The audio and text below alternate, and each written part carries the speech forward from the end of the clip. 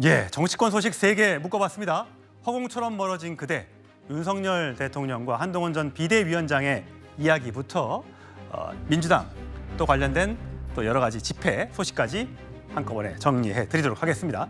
자, 홍준표 대구시장 연일 한동훈 전 비대위원장을 저격하고 있죠. 자, 과거 10월 달, 작년 10월 달의 목소리인데 먼저 확인하고 이야기 나누겠습니다.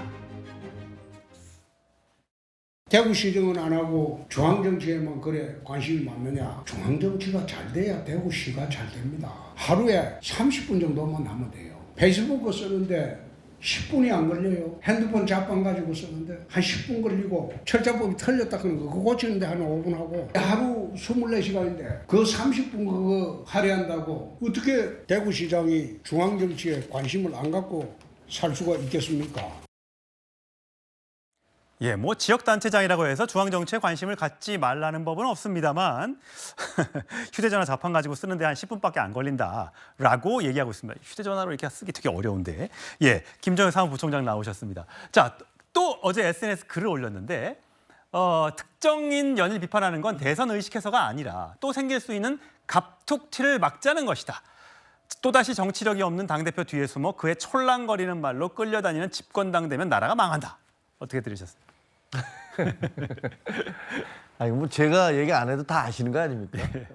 뭐 앵커께서 아실 뿐 아니라 일반 국민들께서도 저 표현이 상식적으로 받아들이기 어렵고 그리고 당 중진으로서 원로로서 하실 수 있는 얘기가 아니다라는 건 다 알고 있고요. 네.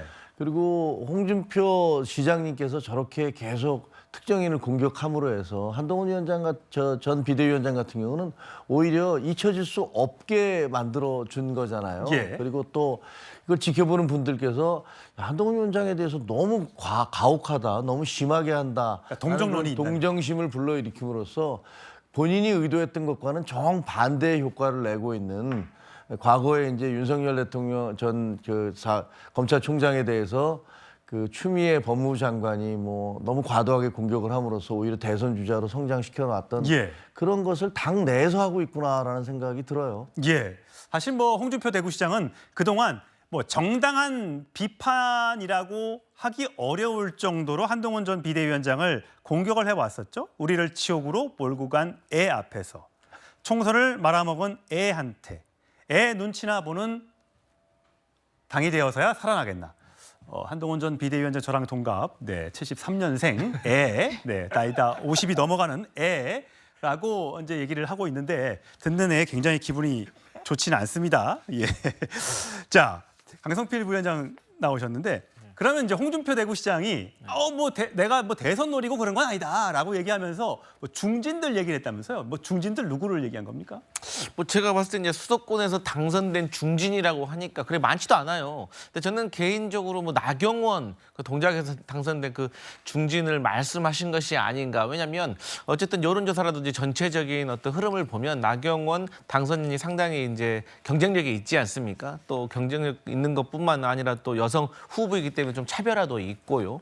근데 이제 저는 그런 것 같아요. 이제 홍준표 대구시장께서 하도 많은 말을 하셔가지고 해석하기가 어려운데 이제는 이제 다르게 해석을 좀 해보려고 합니다. 그러니까 한동훈 전 비대위원장을 막 때리는 이유는 차라리 한동훈 전 비대위원장이 빨리 나와가지고 당대표가 되면 오히려 본인의 말처럼 한동훈 전 비대위원장의 능력이 없음을 탄로가 나서 오히려 미천이 드러날 것이다. 네, 대권 가도에서 컷오프가 될 것 같다. 그런 걸 좀 노리는 것이 아닌가라고 이제는 또 그렇게 해석을 해봅니다. 예, 별의별 해석들이 다 지금 횡행하고 있는데 자, 과연 한동훈 전 비대위원장이 전당대회에 출마할 것인가, 당대표에 도전할 것인가, 그렇다면 윤석열 대통령과의 관계를 어떻게 재정립할 것인가, 여기에 대한 꼬리표의 의문들이 계속해서 붙고 있는데 이런 해석이 나왔습니다. 들어보시죠.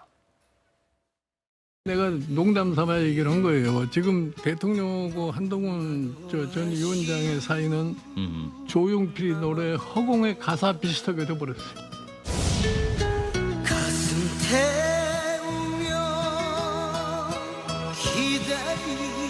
기다리기에 겁나도 멀어지네. 이미 너무나 멀어져 버려가지고 너무 멀어져. 되돌릴 수가 없는 그런 상황까지 되지 않았어요. 두 분의 우정이 허공 나가라. 속이는 거죠, 저희가. 예, 김정일 부총장님. 예. 어떠세요? 제가 이렇게 그때 눈에 서산 내려갔을 때인가요? 그 눈 오는 날 이렇게 등을 보고 있는 장면을 보였는데 너무나도 멀어진 그대가 맞습니까? 지금 뭐 두 분의 사이가 좀 껄끄럽다는 건 분명한 것 같아요. 근데 정치판에서 예를 들면 나경원 지금 당선인 같은 경우에는 과거에 당대표 출마하려고 할 때 대통령실에서 연판장까지 돌았고 그래서 그것이 이제 대통령실의 뜻이 아니었느냐라는 건 다 알고 있잖아요. 예. 그럼에도 불구하고 이번에 총선이 끝난 다음에는 또 뭐 나이연대니 뭐니 이런 얘기가 나올 정도로 다시 예. 뭐 대통령과 사이가 좋아지지 않았느냐 뭐 이런 말씀들도 있었잖아요. 그러니까 정치인들 지금 뭐 한동훈 위원장과 윤석열 대통령이 총선 과정을 통해서 서로 의견의 충돌이 있었고 그리고 껄끄러운 사이가 됐다는 건 분명해 보이지만 그것이 어쨌든 집권 여당이기 때문에 뭐 계속 그렇게 결별로 갈 수는 없지 않을까 이런 생각이 들어요. 단지 예. 시기의 문제다. 예. 적절한 선에서 서로 타협하면서 갈 수밖에 없지 않을까 이런 생각은 드네요. 기대감이십니까? 전망이십니까?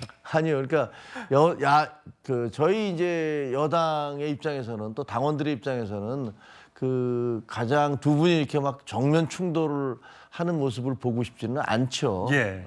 예. 정 변호사님 보시기에는 가장 먼저 해야 될 건 사실 밥 먹는 건데 네네. 두 사람이 과연 밥을 먹을 것인가 안 먹을 것인가. 지난번에 한번 거절을 했기 때문에 이제는 또 윤 대통령이 또 걸어서 밥 한번 먹읍시다라고 얘기하기에는 물론 뭐 지난번에 어디 행사장 갔을 때는 이준석 대표하고도 윤석열 대통령이 뭐 악수도 하고 덕담도 건네고 이재명 대표와 영수회담도 했고 이제 사이가 안 좋은 건 오히려 지금 한동훈 전 비대위원장만 지금 남은 것 같은 느낌이란 말이죠. 과연 밥 먹겠습니까? 글쎄요, 제가 봤을 때 저는 밥 먹는 거 좋아하니까 밥 먹는 게 뭐 어렵겠습니까? 저는 한동훈 비대위원장하고 윤석열 대통령이 뭐 조만간 뭐 한 달이 될지 두 달이 될지는 모르겠지만 밥 먹을 거라고 생각을 하고요. 전당대회에 만약 출마를 결심을 했다. 그럼 그 전에 아니면 그 후에 전당대회 출마 결심하면 모양새는 당대표가 된 다음에 대통령과 식사하는 게 맞을 것 같고 예. 그다음에 전당대회 출마하지 않겠다라고 하면 언제든지 그 뭐 자리를 마련할 수 있을 것 같고 저는 김종인 전 비대위원장이 오히려 되돌릴 수 없는 상황이 되기를 기대하는 건가 저는 그렇게 왜 불필요한 말씀을 저렇게 하셨는지 좀 이해가 되지 않고요. 김종인 상임고문의 그 기대다.